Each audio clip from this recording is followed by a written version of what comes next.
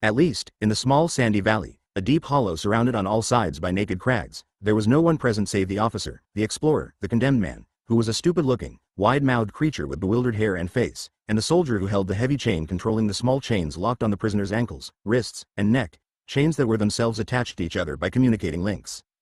In any case, the condemned man looked so like a submissive dog that one might have thought he could be left to run free on the surrounding hills and would only need to be whistled for when the execution was due to begin. The explorer did not much care about the apparatus and walked up and down behind the prisoner with almost visible indifference while the officer made the last adjustments, now creeping beneath the structure, which was bedded deep in the earth, now climbing a ladder to inspect its upper parts.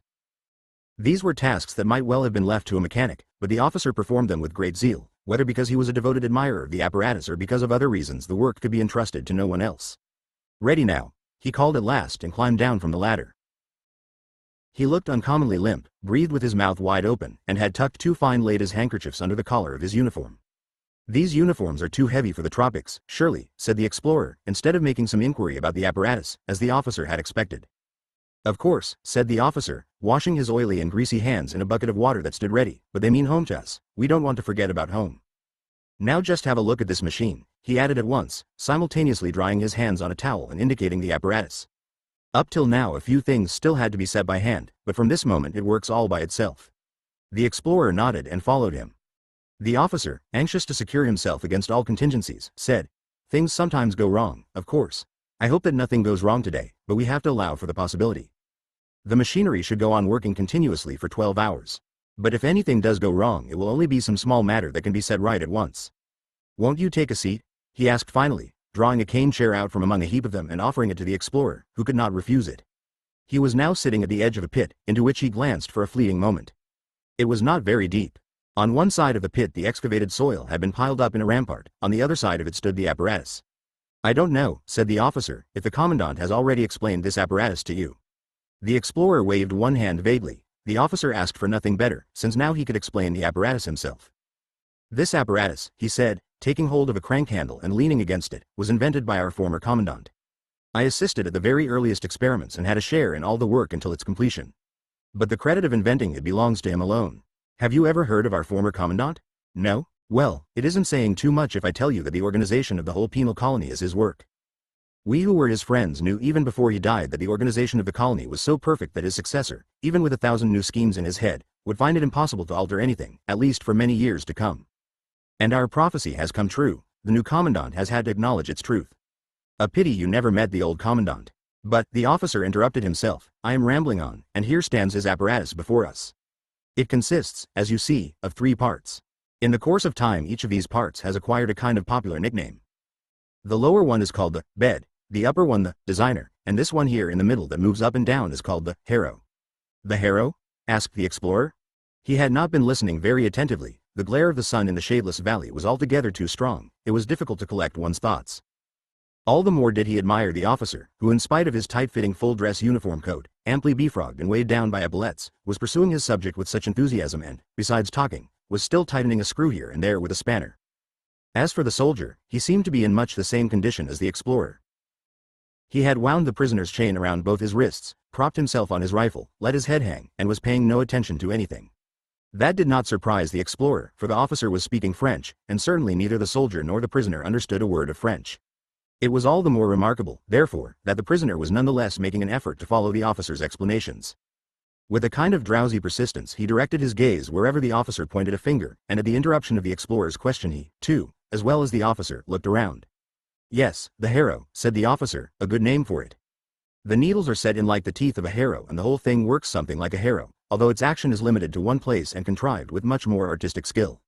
Anyhow, you'll soon understand it. On the bed here the condemned man is laid. I'm going to describe the apparatus first before I set it in motion. Then you'll be able to follow the proceedings better. Besides, one of the cogwheels in the designer is badly worn. It creaks a lot when it's working. You can hardly hear yourself speak. Spare parts, unfortunately, are difficult to get here. Well, here is the bed, as I told you. It is completely covered with a layer of cotton wool. You'll find out why later. On this cotton wool the condemned man is laid, face down, quite naked, of course. Here are straps for the hands, here for the feet, and here for the neck, to bind him fast. Here at the head of the bed, where the RNAN, as I said, first lays down his face, is this little gag of felt, which can be easily regulated to go straight into his mouth. It is meant to keep him from screaming and biting his tongue. Of course the man is forced to take the felt into his mouth, for otherwise his neck would be broken by the strap. Is that cotton wool? Asked the explorer, bending forward. Yes, certainly, said the officer, with a smile, feel it for yourself. He took the explorer's hand and guided it over the bed. It's specially prepared cotton wool, that's why it looks so different. I'll tell you presently what it's for. The explorer already felt a dawning interest in the apparatus. He sheltered his eyes from the sun with one hand and gazed up at the structure. It was a huge affair. The bed and the designer were of the same size and looked like two dark wooden chests. The designer hung about 2 meters above the bed. Each of them was bound at the corners with 4 rods of brass that almost flashed out rays in the sunlight. Between the chests shuttled the harrow on a ribbon of steel.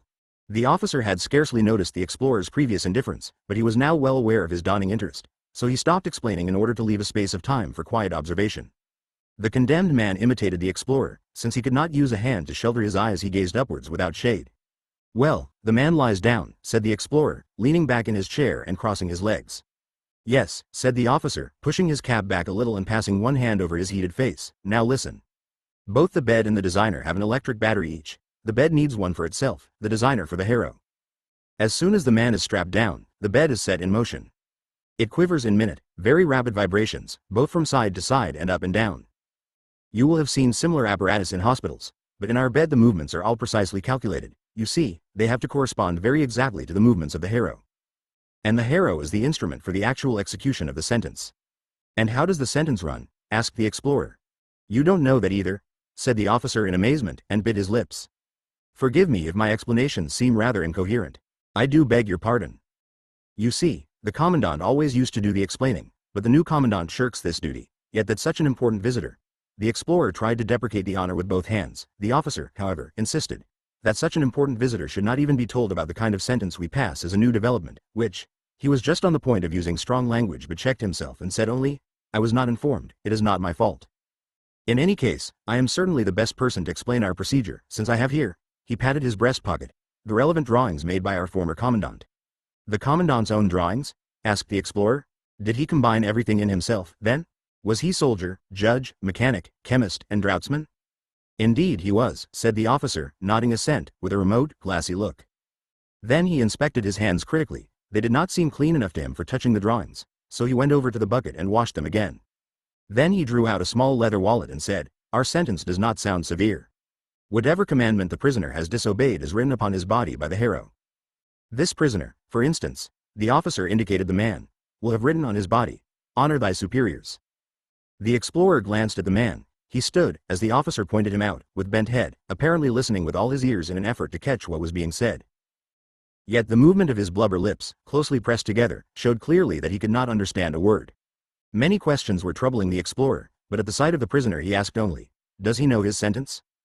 No, said the officer, eager to go on with his exposition, but the explorer interrupted him. He doesn't know the sentence that has been passed on him? No, said the officer again, pausing a moment as if to let the explorer elaborate his question, and then said, There would be no point in telling him. He'll learn it on his body. The explorer intended to make no answer, but he felt the prisoner's gaze turned on him. It seemed to ask if he approved such goings-on. So he bent forward again, having already leaned back in his chair, and put another question. But surely he knows that he has been sentenced? Nor that either, said the officer, smiling at the explorer as if expecting him to make further surprising remarks. No, said the explorer, wiping his forehead, then he can't know either whether his defense was effective? He has had no chance of putting up a defense, said the officer, turning his eyes away as if speaking to himself and so sparing the explorer the shame of hearing self-evident matters explained. But he must have had some chance of defending himself, said the explorer, and rose from his seat. The officer realized that he was in danger of having his exposition of the apparatus held up for a long time. So he went up to the explorer, took him by the arm, waved a hand toward the condemned man, who was standing very straight now that he had so obviously become the center of attention. The soldier had also given the chain a jerk, and said, This is how the matter stands. I have been appointed judge in this penal colony, despite my youth, for I was the former commandant's assistant in all penal matters and know more about the apparatus than anyone. My guiding principle is this: guilt is never to be doubted. Other courts cannot follow that principle, for they consist of several opinions and have higher courts to scrutinize them. That is not the case here, or at least, it was not the case in the former commandant's time.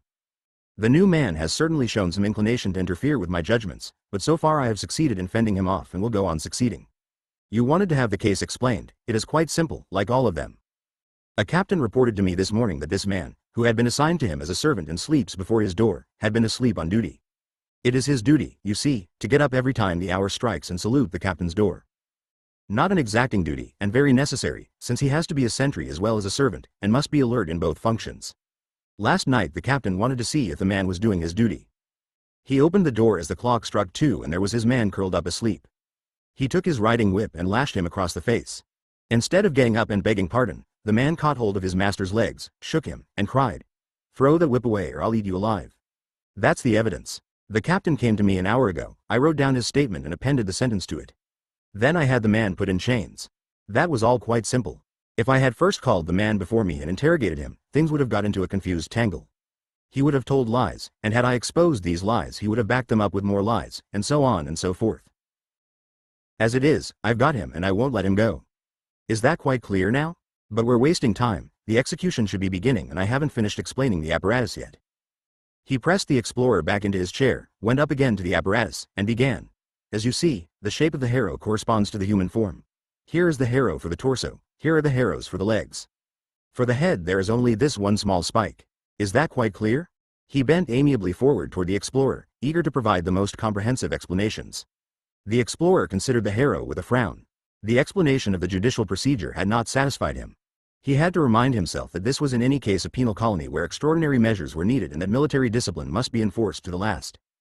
He also felt that some hope might be set on the new commandant, who was apparently of a mind to bring in, although gradually, a new kind of procedure which the officer's narrow mind was incapable of understanding. This train of thought prompted his next question: will the commandant attend the execution? It is not certain, said the officer, wincing at the direct question, and his friendly expression darkened. That is just why we have to lose no time. Much as I dislike it, I shall have to cut my explanations short. But of course tomorrow, when the apparatus has been cleaned, its one drawback is that it gets so messy, I can recapitulate all the details. For the present, then, only the essentials. When the man lies down on the bed and it begins to vibrate, the harrow is lowered onto his body. It regulates itself automatically so that the needles barely touch his skin. Once contact is made, the steel ribbon stiffens immediately into a rigid band. And then the performance begins. An ignorant onlooker would see no difference between one punishment and another. The harrow appears to do its work with uniform regularity. As it quivers, its points pierce the skin of the body, which is itself quivering from the vibration of the bed. So that the actual progress of the sentence can be watched, the harrow is made of glass. Getting the needles fixed in the glass was a technical problem, but after many experiments we overcame the difficulty. No trouble was too great for us to take, you see. And now anyone can look through the glass and watch the inscription taking form on the body. Wouldn't you care to come a little nearer and have a look at the needles? The explorer got up slowly, walked across, and bent over the harrow. You see, said the officer, there are two kinds of needles arranged in multiple patterns. Each long needle has a short one beside it. The long needle does the writing, and the short needle sprays a jet of water to wash away the blood and keep the inscription clear. Blood and water together are then conducted here through small runnels into this main runnel and down a waste pipe into the pit. With his finger the officer traced the exact course taken by the blood and water. To make the picture as vivid as possible he held both hands below the outlet of the waste pipe as if to catch the outflow, and when he did this the explorer drew back his head and feeling behind him with one hand sought to return to his chair. To his horror he found that the condemned man too had obeyed the officer's invitation to examine the harrow at close quarters and had followed him. He had pulled forward the sleepy soldier with the chain and was bending over the glass. One could see that his uncertain eyes were trying to perceive what the two gentlemen had been looking at, but since he had not understood the explanation he could not make head or tail of it. He was peering this way and that way. He kept running his eyes along the glass. The explorer wanted to drive him away, since what he was doing was probably culpable. But the officer firmly restrained the explorer with one hand and with the other took a clod of earth from the rampart and threw it at the soldier. He opened his eyes with a jerk, saw what the condemned man had dared to do, let his rifle fall, dug his heels into the ground, dragged his prisoner back so that he stumbled and fell immediately, and then stood looking down at him, watching him struggling and rattling in his chains. Set him on his feet, yelled the officer, for he noticed that the explorer's attention was being too much distracted by the prisoner. In fact, he was even leaning right across the harrow, without taking any notice of it, intent only on finding out what was happening to the prisoner. Be careful with him, cried the officer again. He ran around the apparatus, himself caught the condemned man under the shoulders, and with the soldier's help got him up on his feet, which kept slithering from under him. Now I know all about it, said the explorer as the officer came back to him. All except the most important thing, he answered, seizing the explorer's arm and pointing upwards. In the designer are all the cogwheels that control the movements of the harrow, and this machinery is regulated according to the inscription demanded by the sentence. I am still using the guiding plans drawn by the former commandant. Here they are. He extracted some sheets from the leather wallet, but I'm sorry I can't let you handle them, they're my most precious possessions. Just take a seat and I'll hold them in front of you like this, then you'll be able to see everything quite well. He spread out the first sheet of paper. The explorer would have liked to say something appreciative, but all he could see was a labyrinth of lines crossing and recrossing each other, which covered the paper so thickly that it was difficult to discern the blank spaces between them. "Read it," said the officer. "I can't," said the explorer. "Yet it's clear enough," said the officer. "It's very ingenious," said the explorer evasively, "but I can't make it out." "Yes," said the officer with a laugh, putting the paper away again, "it's no calligraphy for school children. It needs to be studied closely. I'm quite sure that in the end you would understand it too. Of course the script can't be a simple one. It's not supposed to kill a man straight off, but only after an interval of, on an average, 12 hours. The turning point is reckoned to come at the 6th hour. So there have to be lots and lots of flourishes around the actual script. The script itself runs around the body only in a narrow girdle. The rest of the body is reserved for the embellishments. Can you appreciate now the work accomplished by the hero and the whole apparatus? Just watch it." He ran up the ladder, turned a wheel, called down, "Look out, keep to one side," and everything started working. If the wheel had not creaked, it would have been marvelous. The officer, as if surprised by the noise of the wheel, shook his fist at it, then spread out his arms in excuse to the explorer, and climbed down rapidly to peer at the working of the machine from below. Something perceptible to no one save himself was still not in order. He clambered up again, did something with both hands in the interior of the designer, then slid down one of the rods, instead of using the ladder, so as to get down quicker, and with the full force of his lungs, to make himself heard at all in the noise, yelled in the explorer's ear. "Can you follow it? The hero is beginning to write. When it finishes the first draft of the inscription on the man's back, the layer of cotton wool begins to roll and slowly turns the body over, to give the hero fresh space for writing. Meanwhile the raw part that has been written on lies on the cotton wool, which is specially prepared to staunch the bleeding and so makes all ready for a new deepening of the script. Then these teeth at the edge of the hero, as the body turns further around, tear the cotton wool away from the wounds, throw it into the pit, and there is more work for the hero. So it keeps on writing deeper and deeper for the whole 12 hours. The first 6 hours the condemned man stays alive almost as before, he suffers only pain. After 2 hours the felt gag is taken away, for he has no longer strength to scream. Here, into this electrically heated basin at the head of the bed, some warm rice pap is poured, from which the man, if he feels like it, can take as much as his tongue can lap. Not one of them ever misses the chance. I can remember none, and my experience is extensive. Only about the 6th hour does the man lose all desire to eat. I usually kneel down here at that moment and observe what happens. The man rarely swallows his last mouthful, he only rolls it around his mouth and spits it out into the pit. I have to duck just then or he would spit it in my face. But how quiet he grows at just about the 6th hour. Enlightenment comes to the most dull-witted. It begins around the eyes. From there it radiates, a moment that might tempt one to get under the harrow oneself. Nothing more happens than that the man begins to understand the inscription, he purses his mouth as if he were listening. You have seen how difficult it is to decipher the script with one's eyes, but our man deciphers it with his wounds. To be sure, that is a hard task, he needs 6 hours to accomplish it. By that time the harrow has pierced him quite through and casts him into the pit, where he pitches down upon the blood and water and the cotton wool. Then the judgment has been fulfilled, and we, the soldier and I, bury him. The explorer had inclined his ear to the officer and with his hands in his jacket pockets watched the machine at work. The condemned man watched it too, but uncomprehendingly. He bent forward a little and was intent on the moving needles when the soldier, at a sign from the officer, slashed through his shirt and trousers from behind with a knife, so that they fell off. He tried to catch at his falling clothes to cover his nakedness, but the soldier lifted him into the air and shook the last remnants from him. The officer stopped the machine, and in the sudden silence the condemned man was laid under the harrow. The chains were loosened and the straps fastened on instead, in the first moment that seemed almost a relief to the prisoner. And now the harrow was adjusted a little lower, since he was a thin man. When the needle points touched him a shudder ran over his skin. While the soldier was busy strapping his right hand, he flung out his left hand blindly, but it happened to be in the direction toward where the explorer was standing. The officer kept watching the explorer sideways, as if seeking to read from his face the impression made on him by the execution, which had been at least cursorily explained to him. The wrist strap broke. Probably the soldier had drawn it too tight. The officer had to intervene. The soldier held up the broken piece of strap to show him. So the officer went over to him and said, his face still turned toward the explorer, "This is a very complex machine. It can't be helped that things are breaking or giving way here and there. But one must not thereby allow oneself to be diverted in one's general judgment. In any case, this strap is easily made good. I shall simply use a chain. The delicacy of the vibrations for the right arm will of course be a little impaired."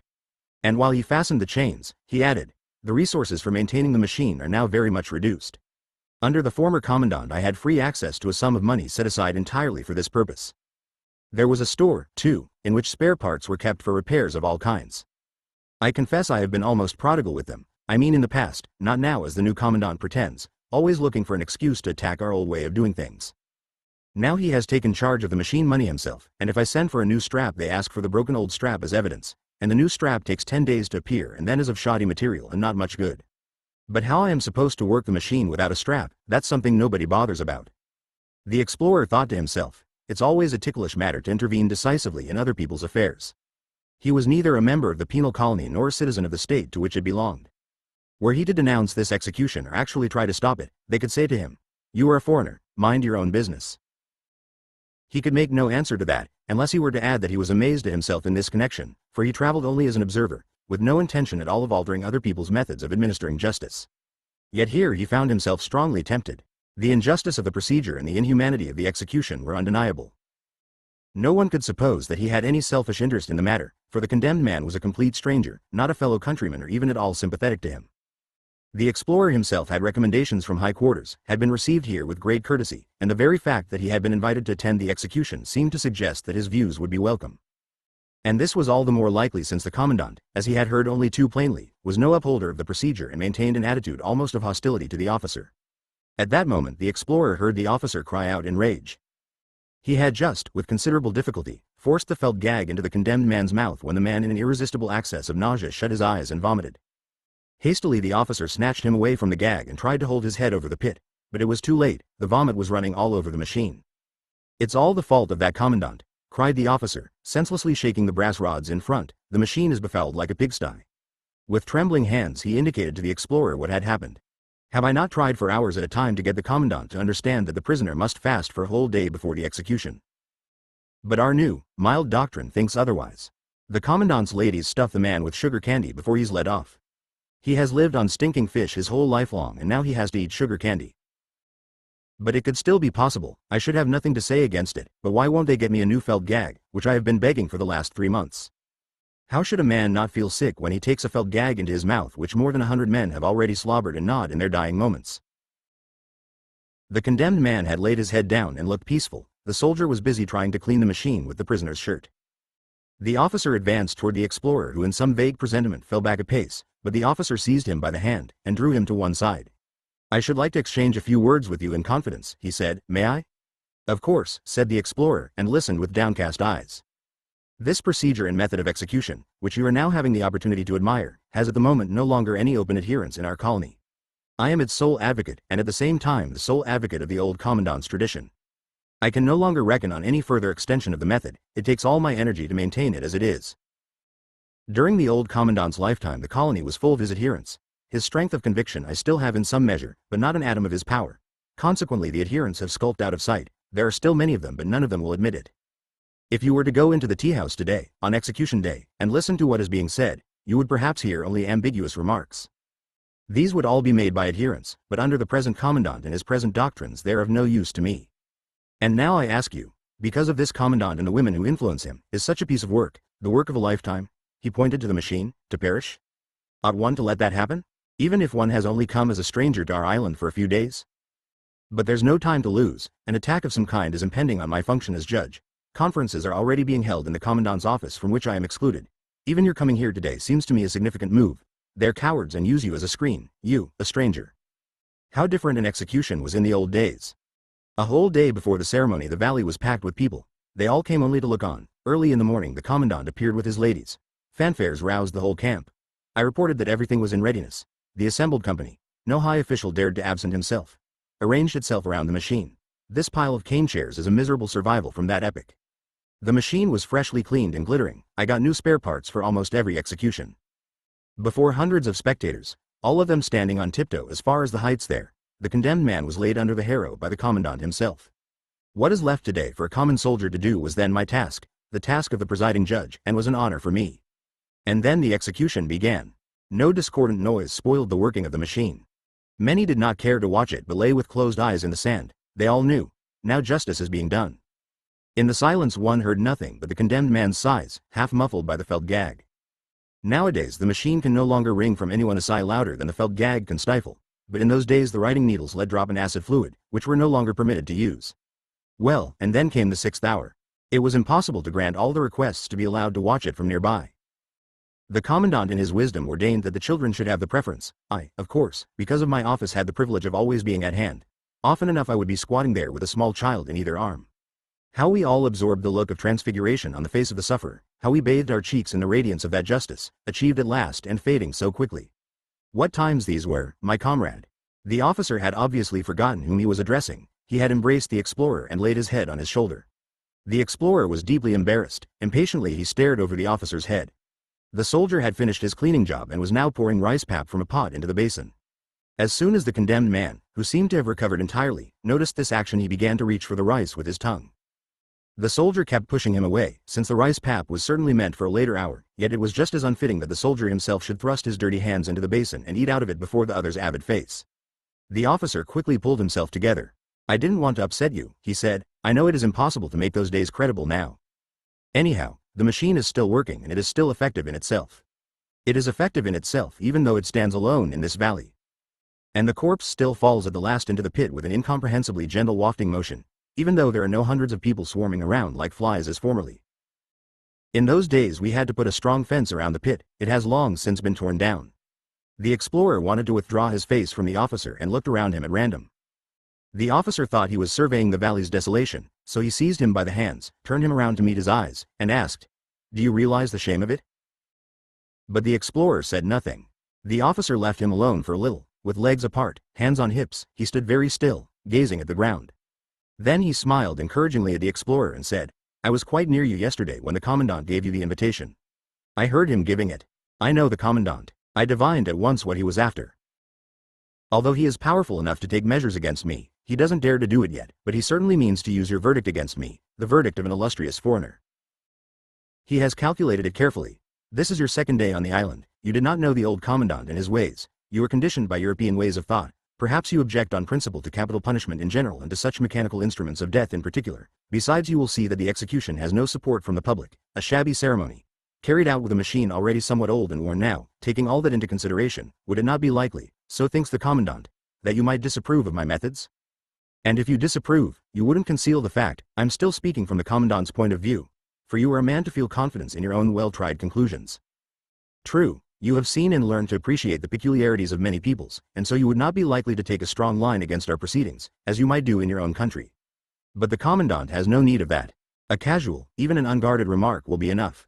It doesn't even need to represent what you really think, so long as it can be used speciously to serve his purpose. He will try to prompt you with sly questions, of that I am certain. And his ladies will sit around you and prick up their ears. You might be saying something like this. In our country we have a different criminal procedure, or, in our country the prisoner is interrogated before he is sentenced, or, we haven't used torture since the Middle Ages. All these statements are as true as they seem natural to you, harmless remarks that pass no judgment on my methods. But how would the commandant react to them? I can see him, our good commandant, pushing his chair away immediately and rushing onto the balcony. I can see his ladies streaming out after him. I can hear his voice. The ladies call it a voice of thunder. Well, and this is what he says.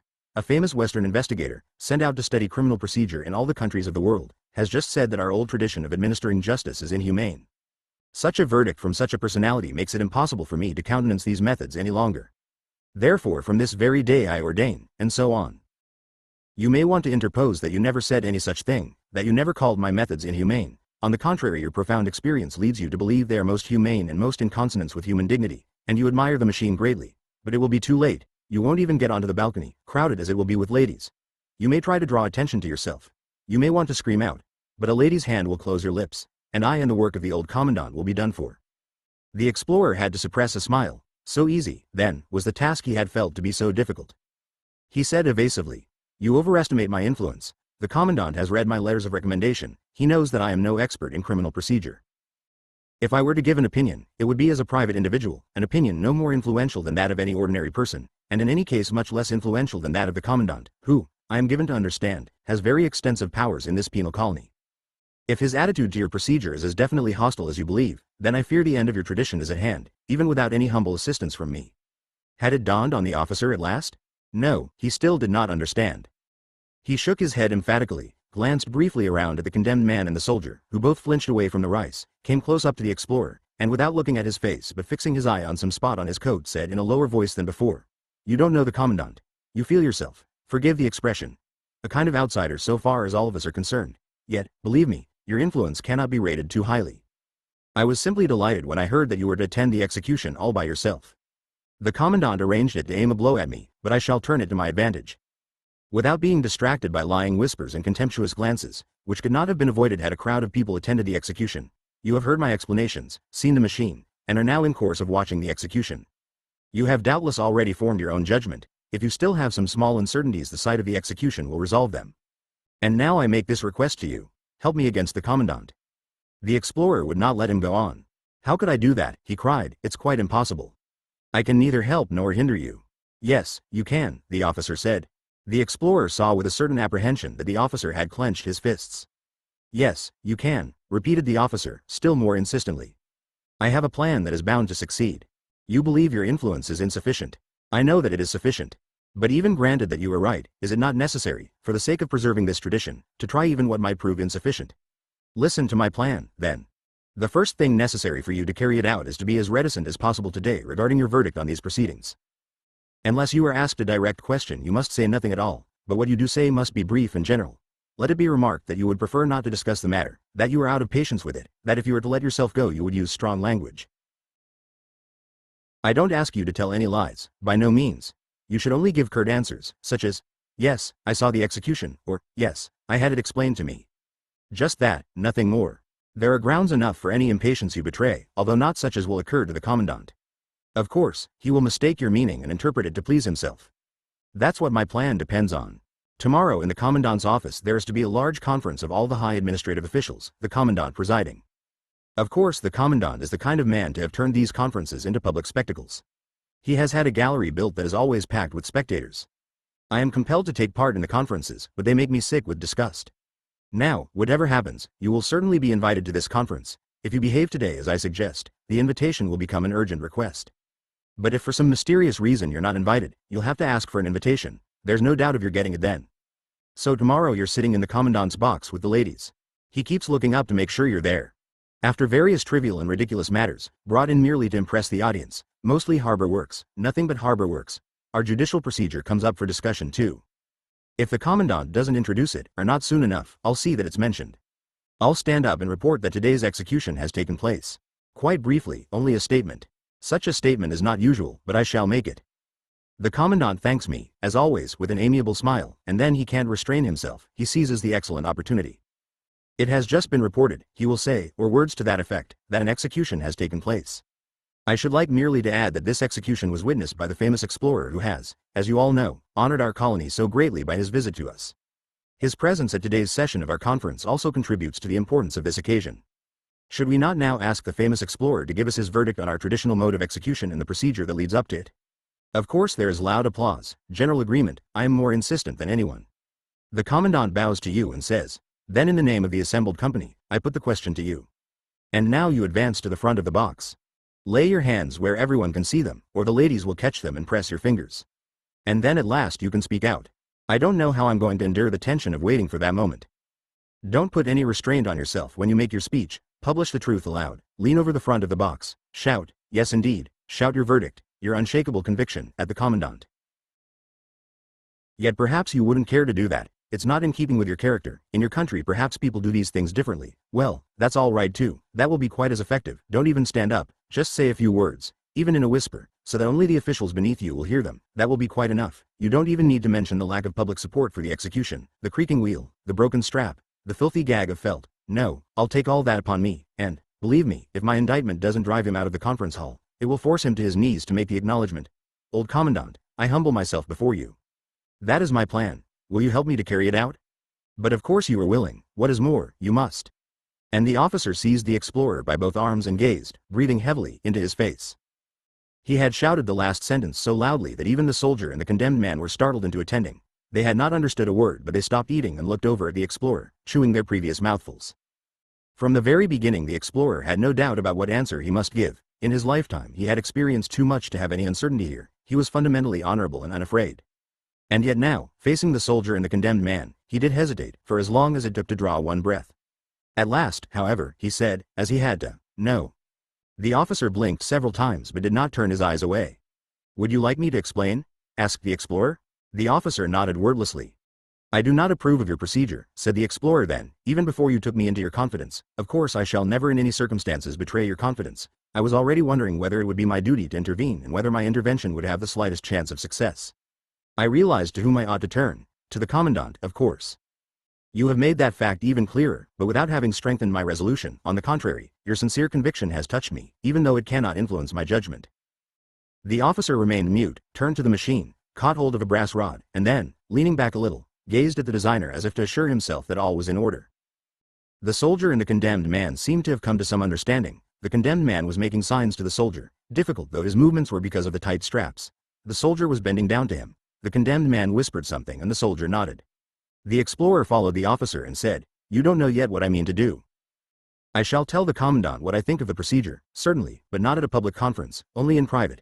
Nor shall I stay here long enough to attend any conference. I am going away early tomorrow morning, or at least embarking on my ship." It did not look as if the officer had been listening. "So you did not find the procedure convincing," he said to himself and smiled, as an old man smiles at childish nonsense and yet pursues his own meditations behind the smile. "Then the time has come," he said at last, and suddenly looked at the explorer with bright eyes that held some challenge, some appeal for cooperation. "The time for what?" asked the explorer uneasily, but got no answer. "You are free," said the officer to the condemned man in the native tongue. The man did not believe it at first. "Yes, you are set free," said the officer. For the first time the condemned man's face woke to real animation. Was it true? Was it only a caprice of the officer's that might change again? Had the foreign explorer begged him off? What was it? One could read these questions on his face. But not for long. Whatever it might be, he wanted to be really free if he might, and he began to struggle so far as the harrow permitted him. "You'll burst my straps," cried the officer. "Lie still. We'll soon loosen them." And signing the soldier to help him, he set about doing so. The condemned man laughed wordlessly to himself. Now he turned his face left toward the officer, now right toward the soldier, nor did he forget the explorer. "Draw him out," ordered the officer. Because of the harrow this had to be done with some care. The condemned man had already torn himself a little in the back through his impatience. From now on, however, the officer paid hardly any attention to him. He went up to the explorer, pulled out the small leather wallet again, turned over the papers in it, found the one he wanted, and showed it to the explorer.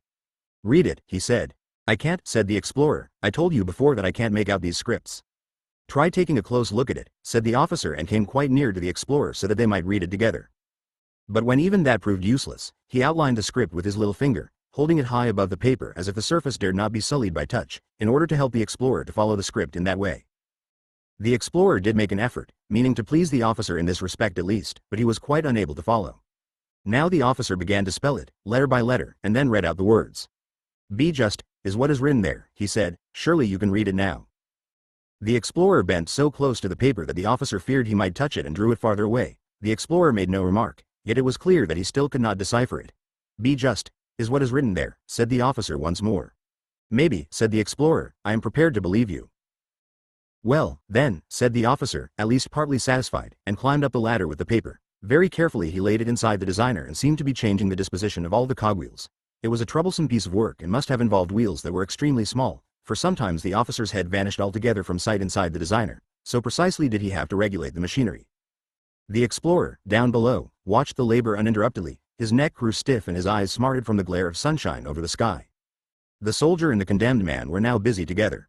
The man's shirt and trousers, which were already lying in the pit, were fished out by the point of the soldier's bayonet.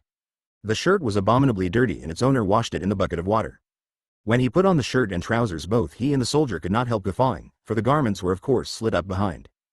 Perhaps the condemned man felt it incumbent on him to amuse the soldier. He turned around and around in his slashed garments before the soldier, who squatted on the ground beating his knees with mirth. All the same, they presently controlled their mirth out of respect for the gentleman. When the officer had at length finished his task aloft, he surveyed the machinery in all its details once more, with a smile, but this time shut the lid of the designer, which had stayed open till now, climbed down, looked into the pit and then at the condemned man, noting with satisfaction that the clothing had been taken out, then went over to wash his hands in the water bucket, perceived too late that it was disgustingly dirty, was unhappy because he could not wash his hands, in the end thrust them into the sand. This alternative did not please him, but he had to put up with it, then stood upright and began to unbutton his uniform jacket. As he did this, the two ladies' handkerchiefs he had tucked under his collar fell into his hands. "Here are your handkerchiefs," he said, and threw them to the condemned man. And to the explorer he said in explanation, "A gift from the ladies." In spite of the obvious haste with which he was discarding first his uniform jacket and then all his clothing, he handled each garment with loving care. He even ran his fingers caressingly over the silver lace on the jacket and shook a tassel into place. This loving care was certainly out of keeping with the fact that as soon as he had a garment off he flung it at once with a kind of unwilling jerk into the pit. The last thing left to him was his short sword with the sword belt. He drew it out of the scabbard, broke it, then gathered all together, the bits of the sword, the scabbard, and the belt, and flung them so violently down that they clattered into the pit. Now he stood naked there. The explorer bit his lips and said nothing. He knew very well what was going to happen, but he had no right to obstruct the officer in anything. If the judicial procedure which the officer cherished were really so near its end, possibly as a result of his own intervention, as to which he felt himself pledged, then the officer was doing the right thing.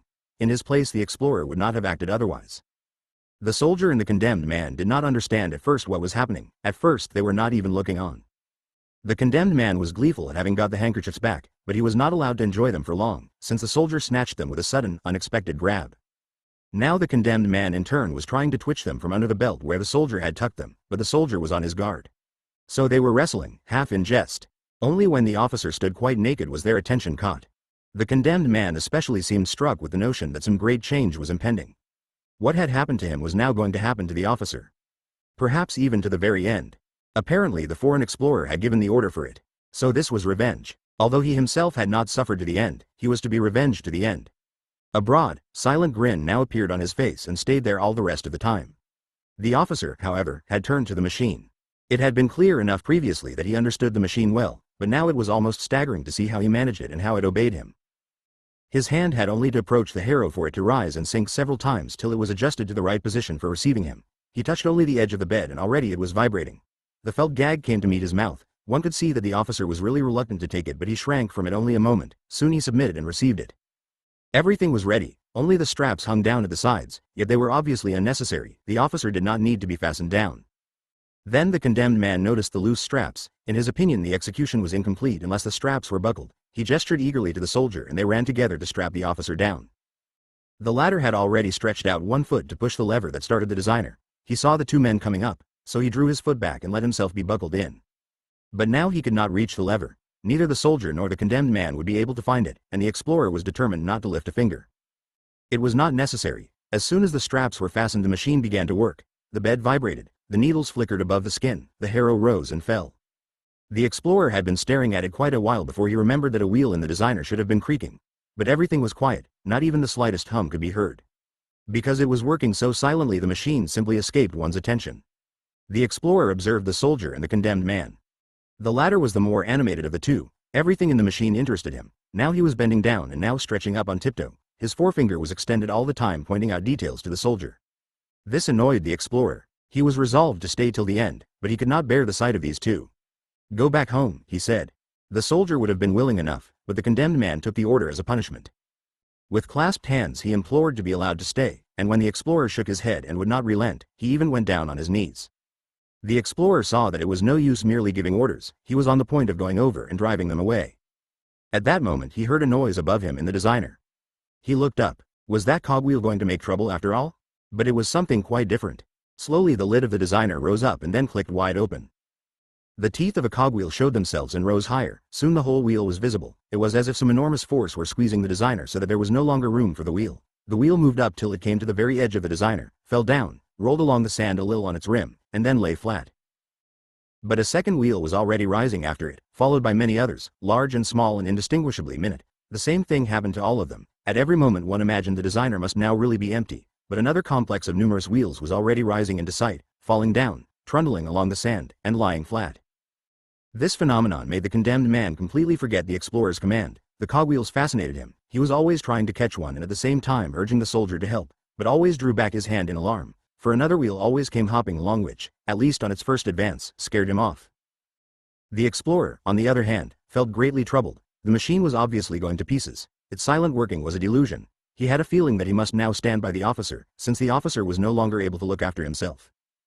But while the tumbling cogwheels absorbed his whole attention he had forgotten to keep an eye on the rest of the machine. Now that the last cogwheel had left the designer, however, he bent over the harrow and had a new and still more unpleasant surprise. The harrow was not writing, it was only jabbing, and the bed was not turning the body over but only bringing it up quivering against the needles. The explorer wanted to do something, if possible, to bring the whole machine to a standstill, for this was no exquisite torture such as the officer desired, this was plain murder. He stretched out his hands. But at that moment the harrow rose with the body spitted on it and moved to the side, as it usually did only when the 12th hour had come. Blood was flowing in 100 streams, not mingled with water. The water jets too had failed to function. And now the last action failed to fulfill itself. The body did not drop off the long needles. Streaming with blood, it went on hanging over the pit without falling into it. The harrow tried to move back to its old position, but as if it had itself noticed that it had not yet got rid of its burden, it stuck after all where it was, over the pit. "Come and help!" cried the explorer to the other two, and himself seized the officer's feet. He wanted to push against the feet while the others seized the head from the opposite side, and so the officer might be slowly eased off the needles. But the other two could not make up their minds to come. The condemned man actually turned away. The explorer had to go over to them and force them into position at the officer's head. And here, almost against his will, he had to look at the face of the corpse. It was as it had been in life. No sign was visible of the promised redemption. What the others had found in the machine the officer had not found. The lips were firmly pressed together, the eyes were open, with the same expression as in life. The look was calm and convinced. Through the forehead went the point of the great iron spike. As the explorer, with the soldier and the condemned man behind him, reached the first houses of the colony, the soldier pointed to one of them and said, "There is the tea house." In the ground floor of the house was a deep, low, cavernous space, its walls and ceiling blackened with smoke. It was open to the road all along its length. Although this tea house was very little different from the other houses of the colony, which were all very dilapidated, even up to the commandant's palatial headquarters, it made on the explorer the impression of a historic tradition of some kind, and he felt the power of past days.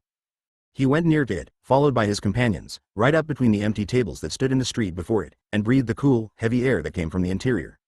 "The old man's buried here," said the soldier. "The priest wouldn't let him lie in the churchyard. Nobody knew where to bury him for a while, but in the end they buried him here.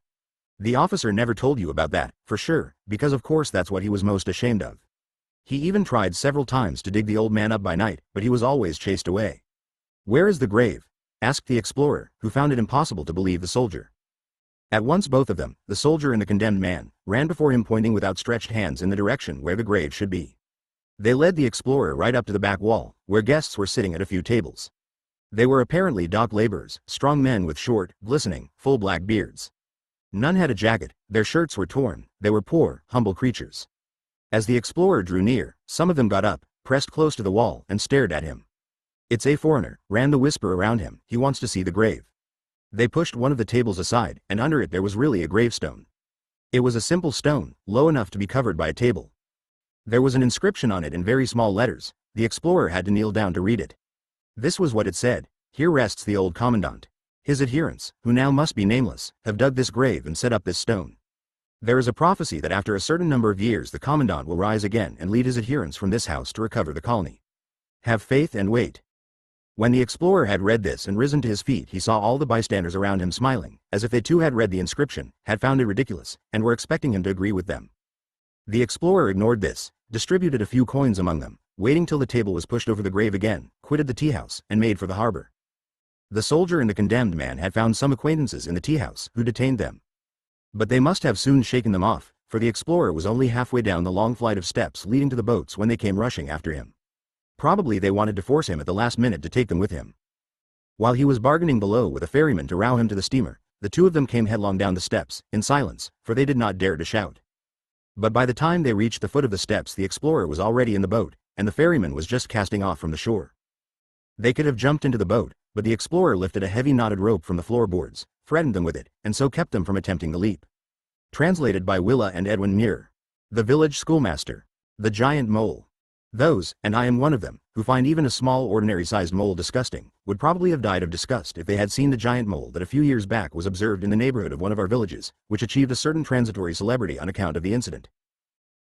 Today it has long since sunk back into oblivion again, and in that only shares the obscurity of the whole incident, which has remained quite inexplicable, but which people, it must be confessed, have also taken no great pains to explain, and as a result of an incomprehensible apathy in those very circles that should have concerned themselves with it, and who in fact have shown enthusiastic interest in far more trifling matters, the affair has been forgotten without ever being adequately investigated. In any case, the fact that the village could not be reached by the railroad was no excuse. Many people came from great distances out of pure curiosity. There were even foreigners among them. It was only those who should have shown something more than curiosity that refrained from coming. In fact, if a few quite simple people, people whose daily work gave them hardly a moment of leisure, if these people had not quite disinterestedly taken up the affair, the rumor of this natural phenomenon would probably have never spread beyond the locality.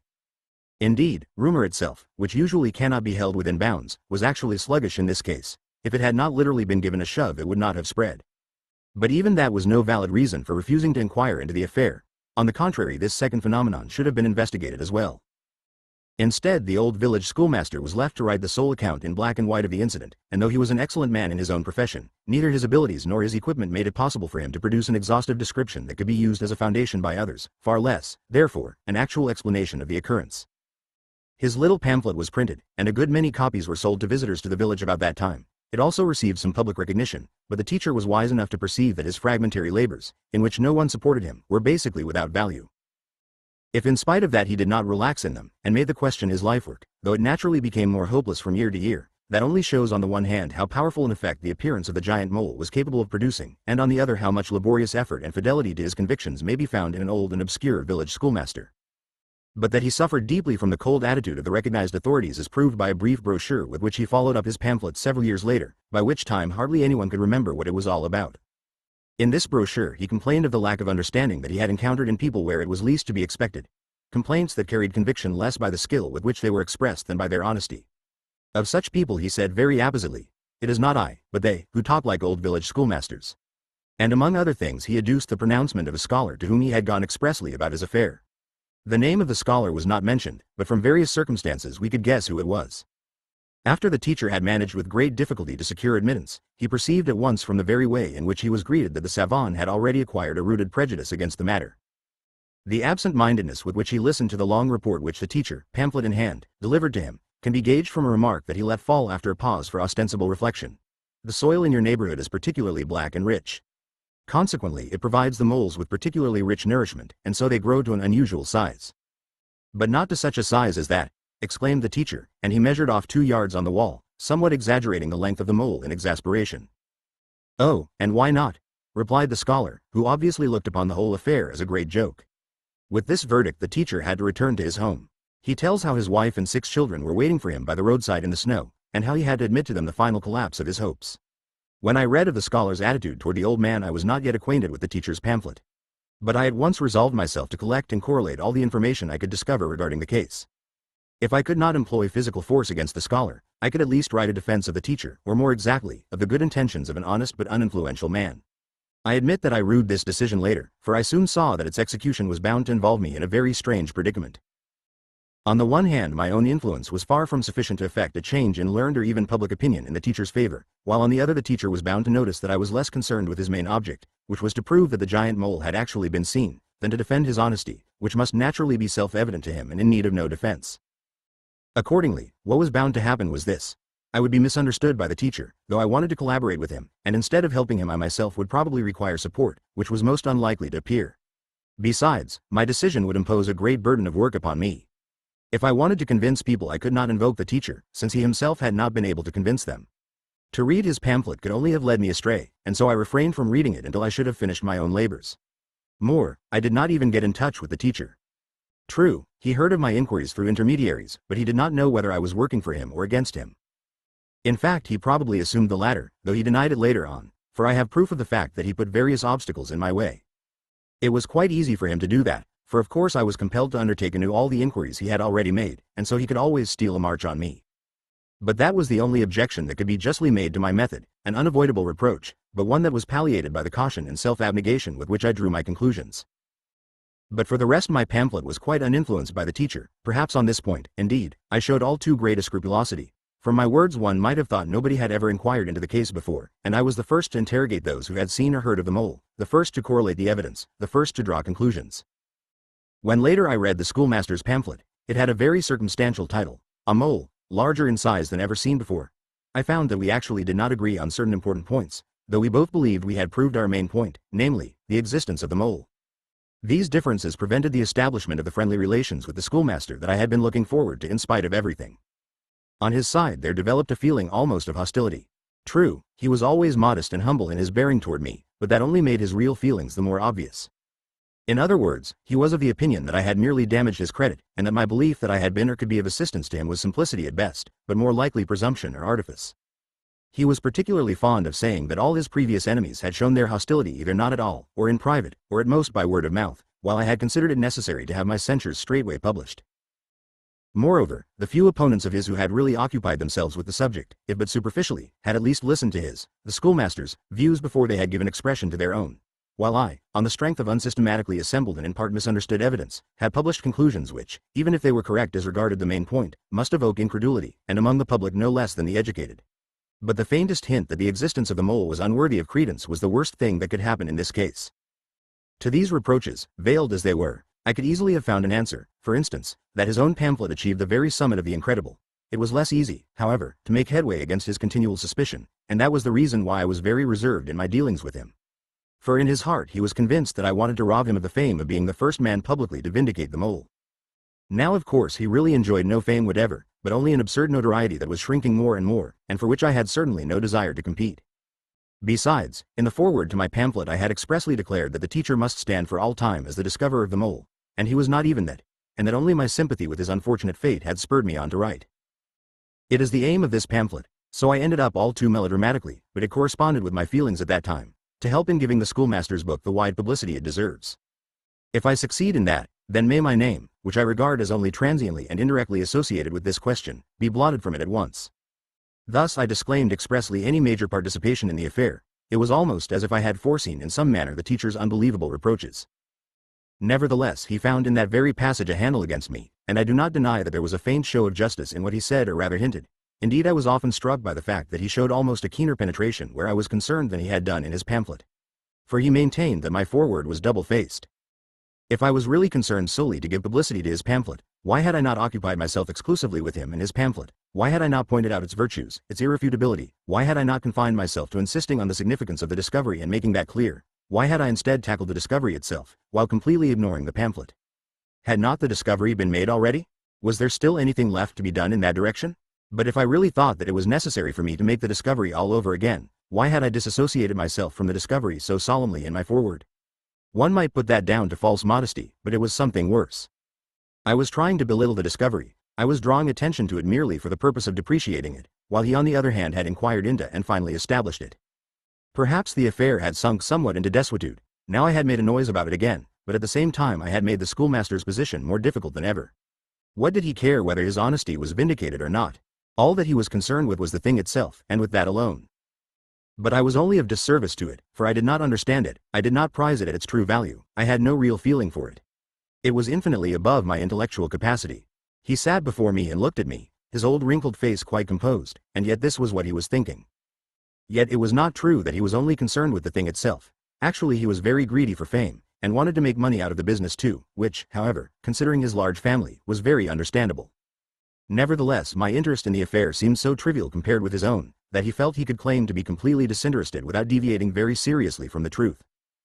And indeed my inner doubts refused to be quite calmed by my telling myself that the man's reproaches were really due to the fact that he clung to his mole, so to speak, with both hands, and was bound to look upon anyone who laid even a finger on it as a traitor.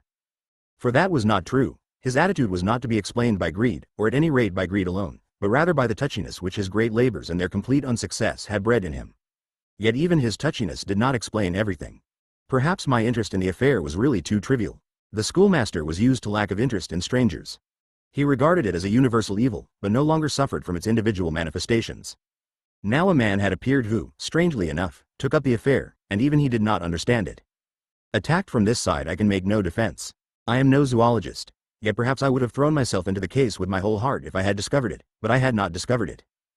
Such a gigantic mole is certainly a prodigy, yet one cannot expect the continuous and undivided attention of the whole world to be accorded it, particularly if its existence is not completely and irrefutably established, and in any case it cannot be produced. And I admit too that even if I had been the discoverer I would probably never have come forward so gladly and voluntarily in defense of the mole as I had in that of the schoolmaster. Now the misunderstanding between me and the schoolmaster would probably have quickly cleared up if my pamphlet had achieved success. But success was not forthcoming. Perhaps the book was not well enough written, not persuasive enough. I am a businessman. It may be that the composition of such a pamphlet was still further beyond my limited powers than those of the teacher, though in the kind of knowledge required I was greatly superior to him. Besides, my unsuccess may be explicable in other ways. The time at which the pamphlet appeared may have been inauspicious. The discovery of the mole, which had failed to penetrate to a wide public at the time it took place, was not so long past on the one hand as to be completely forgotten, and thus capable of being brought alive again by my pamphlet, while on the other hand enough time had elapsed quite to exhaust the trivial interest that had originally existed. Those who took my pamphlet at all seriously told themselves, in that bored tone which from the first had characterized the debate, that now the old useless labors on this wearisome question were to begin all over again, and some even confused my pamphlet with the schoolmaster's. In a leading agricultural journal appeared the following comment, fortunately at the very end, and in small print: "The pamphlet on the giant mole has once more been sent to us. Years ago we remember having had a hearty laugh over it.